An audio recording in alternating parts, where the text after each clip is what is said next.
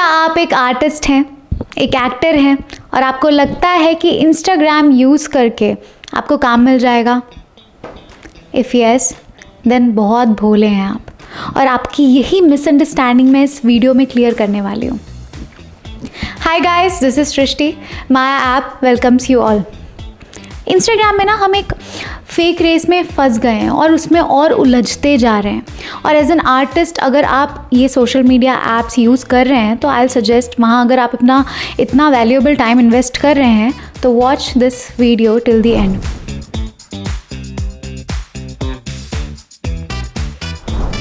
Social media को लेकर जो उनके लिमिटेशंस हैं, उनके प्रॉब्लम्स हैं कास्टिंग से रिलेटेड और उनके क्या सॉल्यूशंस हैं, उसके बारे में भी हमने अलग अलग वीडियोस बनाया है। आई सजेस्ट कि वो वीडियोस जाकर देखें, it will really help you guys. कल ना मुझे एक मेरी फ्रेंड मिली और मुझसे पूछी कि तेरे फॉलोअर्स कितने हैं। तो मैंने उसे बताया कि मेरे इतने फॉलोअर्स हैं। और फिर उसने पूछा, चल यार फॉलोअर्स तो ठीक है, लेकिन how does this matter in our industry, Bollywood industry में कैसे फॉलोअर्स मैटर करते हैं। तो मैंने भी सोचा सही बात है, हम लोग कहीं ना कहीं, मेरे भी हमेशा से दिमाग में रहा है, लोगों के दिमाग में जो एक्टर बनने आते हैं कहीं ना कहीं ये माइंडसेट सेट हो गया है कि नहीं, जितना ज़्यादा हम फॉलोअर्स बढ़ाएंगे शायद उतना ज़्यादा हमको काम मिलेगा और एक्टिंग में हम आगे बढ़ते जाएंगे। But is is true? एक एक्टर को किस बेसिस पे काम मिलता है? उसके टैलेंट के बेसिस पे, उसके नेटवर्क के बेसिस पे ऑब्वियसली। तो ये फिर ऐसा माइंडसेट क्यों सेट हो गया है कि नहीं फॉलोअर्स रहेंगे तो हमको काम मिलेगा। और अच्छे अच्छे टैलेंटेड आर्टिस्ट को हमने देखा है कि वो अपना टाइम इन्वेस्ट करे रील्स बनाने में या किसी और चीज़ में ताकि फॉलोअर्स बढ़ जाएं, कोई उनको देख ले और फिर उनको वहाँ से काम मिल जाए। ये क्या है, राइट? तो हमको ये बात एज एन आर्टिस्ट समझनी ज़रूरी है, बहुत इम्पॉर्टेंट है कि बिल्कुल भी फॉलोअर्स के बेसिस पे हमको काम नहीं मिलेगा। हमारे काम के बेस पे फॉलोइंग्स बनेंगी। बॉलीवुड में फॉलोइंग्स के बेसिस पे आपको काम नहीं मिलेगा गाइस, दैट्स ट्रू।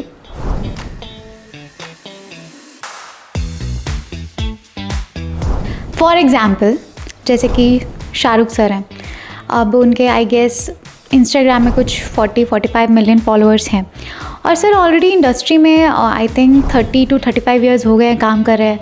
100 से ज़्यादा आई गेस मूवीज़ कर चुके हैं वो, और इतना लंबा टाइम हो गया, राइट? और उनके अभी इतने फॉलोअर्स हैं। तो आपको क्या लगता है पहले क्या उन्होंने फॉलोअर्स बढ़ाए और फिर उनको काम मिला? No, right?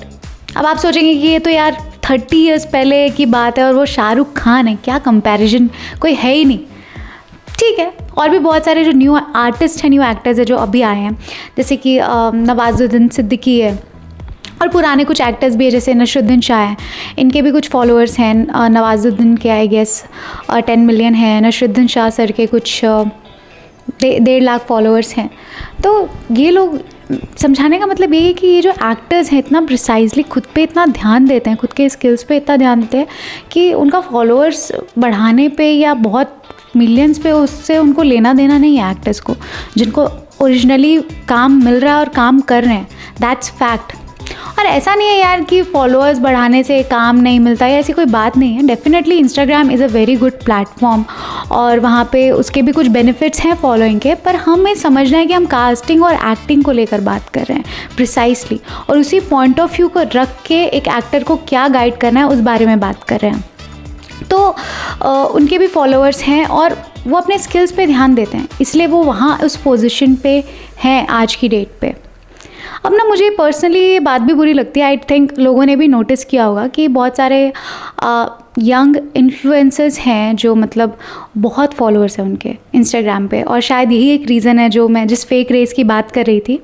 बहुत सारे यंग इन्फ्लुएंसर्स हैं जिनके मिलियन में फॉलोअर्स हैं। मैंने भी देखा है कि 30-40 मिलियन फॉलोअर्स हैं उनके, और उतने तो मतलब ऑलमोस्ट जैसा कि मैंने कहा कि शाहरुख सर के फॉलोअर्स हैं। मतलब कहाँ वो हैं और कहाँ यंग इन्फ्लुएंसर्स हैं, कोई कंपैरिजन ही नहीं है उनका। मतलब एक्सपीरियंस उनका, वो लेजेंड है, राइट? वो किंग है, उनका कोई कंपैरिजन नहीं है। स्टिल फॉलोअर्स सिमिलर हैं। तो कहीं ना एक नॉर्मल जो जनरल लोग हैं उनके दिमाग में जो काम करने यहाँ आए हैं, ये आइडिया है कि शायद हम भी वहाँ तक शायद पहुँच जाए किसी वे में, एक्टर्स के स्पेशली, कि ये शायद हम फॉलो करेंगे तो हम वहाँ तक पहुँच पाएंगे। But this is not true honestly.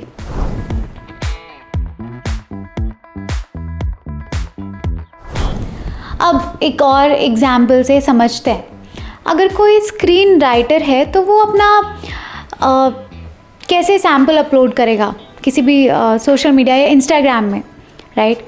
अगर कोई डांसर है तो वो डांस करके डाल देता है, कोई सिंगर है तो वो सिंगर करके गाना गा के डाल देता है, आई एम सॉरी, और कोई अगर एक्टर है तो वो भी 1 मिनट का मोनोलॉग डाल सकता है।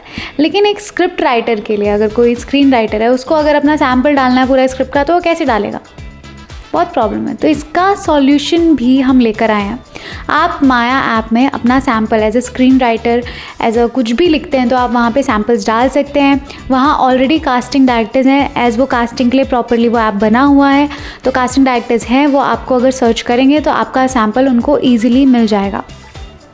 और रही बात फॉलोअर्स की, तो फॉलोअर्स में यहाँ पे इस ऐप में आपको फॉलोअर्स गेन करने की ज़रूरत नहीं है किसी स्पेसिफिक कास्टिंग डायरेक्टर या किसी भी फॉर एग्जांपल जी या कलर्स के लिए, अटेंशन के लिए आपको यहाँ पे फॉलोइंग बढ़ाने की ज़रूरत नहीं है। उनको काम चाहिए तो वो भी आपको ढूंढ सकते हैं और आप भी इक्वली उनको ढूंढ कर यहाँ पे अप्रोच कर सकते हैं।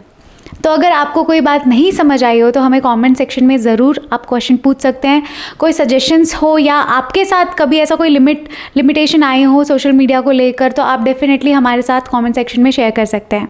Thanks for watching.